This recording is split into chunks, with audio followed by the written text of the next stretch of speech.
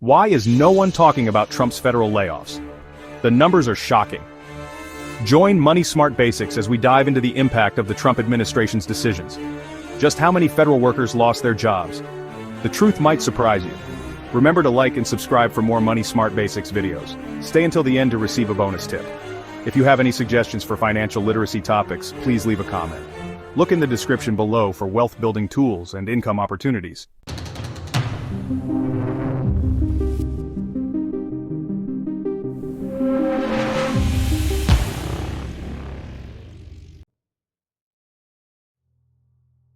The Trump administration swung a wrecking ball at the federal workforce. Their goal, a smaller government no matter the cost. Fear and confusion ripped through federal offices nationwide. Pink slips appeared with little warning, leaving workers reeling. From seasoned veterans to new recruits, no one felt safe. The message was clear. Loyalty meant nothing in this new era of government. The administration promised a leaner, more efficient government. But for those on the front lines, the cuts felt arbitrary and cruel. The suddenness of the layoffs added to the panic. The White House offered few answers, leaving workers scrambling to understand their fate. No agency was spared. At the Department of Veterans Affairs, over 1,000 employees were axed. These weren't bureaucrats pushing paper. Scientists researching cancer treatments for veterans were shown the door. So were experts on opioid addiction and prosthetics. The message to veterans was chilling. Your sacrifice means nothing to us. The Department of Education wasn't safe either. Dozens lost their jobs, including specialists in special education and student aid. These cuts hit the most vulnerable students the hardest. At the CDC, 1,300 probationary employees were let go. These were the very people tasked with protecting public health, cast aside in the name of efficiency. The Trump administration offered early retirement buyouts, a supposed lifeline for those seeking an exit. But for many, the buyouts became a cruel joke. Some who accepted found themselves laid off anyway, their agreements ignored. The administration's word meant nothing. Nicholas Detter, a former employee at the Department of Agriculture, thought he was safe.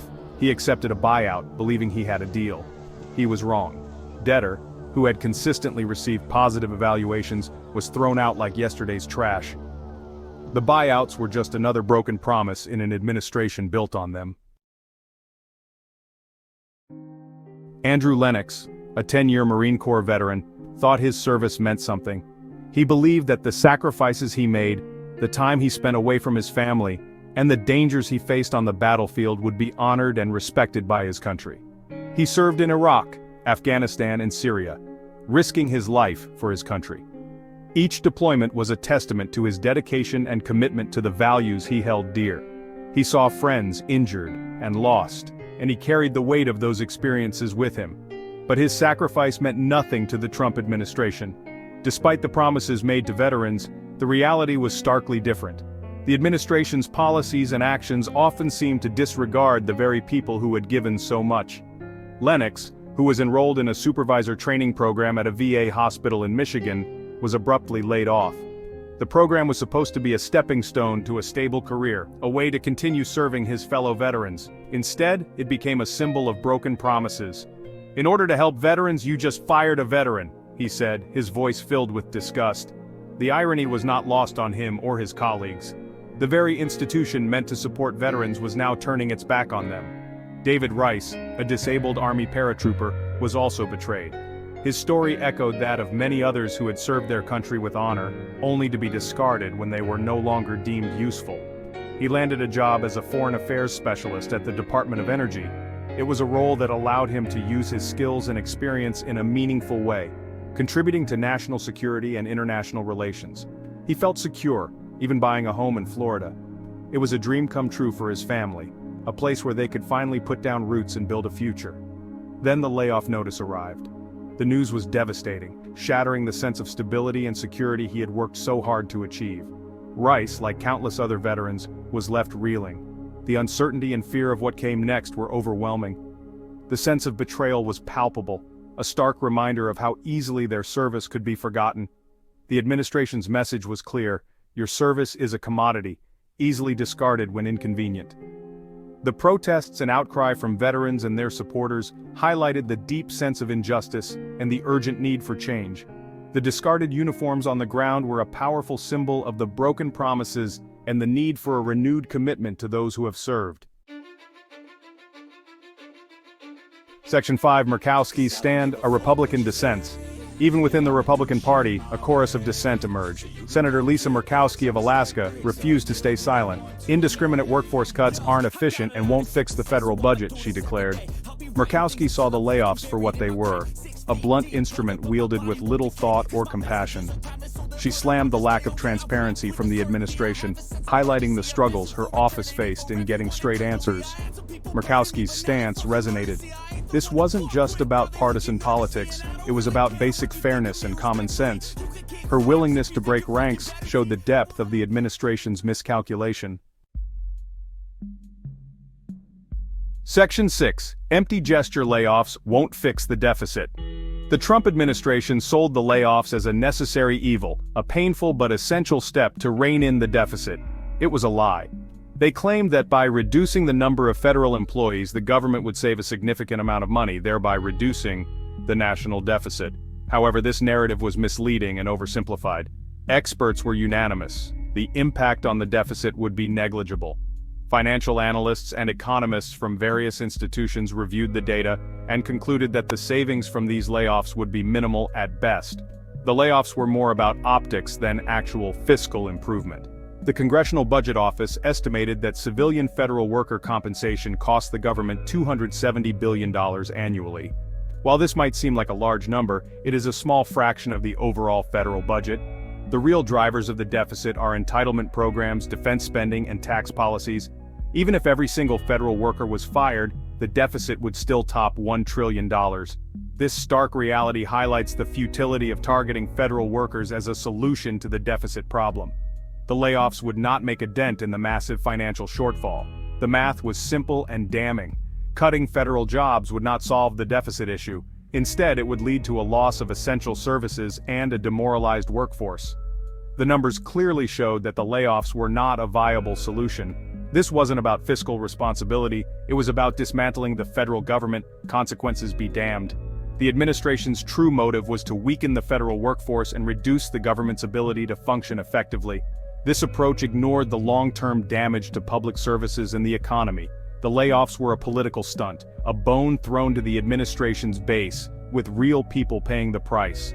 Families were left without income, communities lost vital services, and the overall morale of federal employees plummeted. The human cost of these layoffs was immense, and the promised financial benefits never materialized. The administration's actions were a clear example of putting politics over people, with devastating consequences for many. Section 7. Chaos in the courts. Legal battles erupt. The layoffs sparked immediate backlash. Labor unions and advocacy groups raced to court, filing lawsuits challenging the legality of the terminations. The National Treasury Employees Union argued that the firings violated federal personnel practices. Democracy Forward, an advocacy group, lodged a complaint with the Office of Special Counsel, demanding an investigation and a halt to the layoffs. The anger spilled onto the streets. Protests erupted outside federal buildings in Washington, D.C., with workers demanding justice. The legal and public pressure intensified, shining a spotlight on the administration's disregard for the rule of law and the rights of its own employees. The fight was far from over. Section 8. Services stumble. The public pays the price. The consequences of the layoffs rippled outward, impacting essential services across the board. The monthly jobs reports told a grim story: job growth slowed, and in some sectors, jobs disappeared altogether. Government contractors reliant on federal funding were forced to lay off their own employees. The public bore the brunt of the administration's recklessness. Wait times at government offices ballooned, applications for benefits languished, the quality and availability of essential services plummeted. The very people the government was supposed to serve were left stranded, victims of a cruel political game. Section 9. A chilling effect. The future of public service. The Trump administration's assault on the federal workforce left lasting scars. The policies and actions taken during this period created an environment of fear and uncertainty among federal employees. The message was clear: a career in public service was no longer a guarantee of stability or respect. Federal workers who once felt secure in their roles now faced an unpredictable future. The best and brightest, once drawn to government by a sense of purpose, now looked elsewhere. The allure of serving the public good was overshadowed by the harsh reality of job insecurity and lack of appreciation. Why dedicate yourself to a nation that so easily discards its own? This question echoed in the minds of many, leading to a mass exodus of talent from the public sector. The long-term consequences were impossible to ignore. The departure of skilled professionals left a void that was difficult to fill. A brain drain threatened the government's ability to function effectively. The loss of experienced and knowledgeable employees hindered the efficiency and effectiveness of federal operations. Critical expertise was lost, perhaps forever. The departure of these professionals meant that valuable institutional knowledge and skills were no longer available to the government. The Trump administration's legacy was one of chaos, cruelty, and a profound disrespect for the very idea of public service. The impact of these policies was felt not only by federal employees but also by the public they served. It would take a generation to repair the damage. Rebuilding trust and attracting new talent to the public sector would be a long and challenging process, requiring significant effort and commitment from future administrations. Congratulations, you made it to the end of the video. With that, you are ahead of 90% of most people in America. Here is the bonus tip that we promised. Did you know 30% of federal employees worry about losing their jobs? Budget cuts and policy changes are creating uncertainty. Federal employees face an uneasy future as departments shrink. Stay informed, stay prepared. The information in this video is for educational and entertainment purposes only, and is not intended as financial advice. We are not financial advisors, and the content should not be construed as professional financial advice. Always seek the advice of a qualified financial advisor or other professional regarding your specific financial situation. The use of any information provided in this video is solely at your own risk. Please remember to like, subscribe, and comment for more Money Smart Basics videos.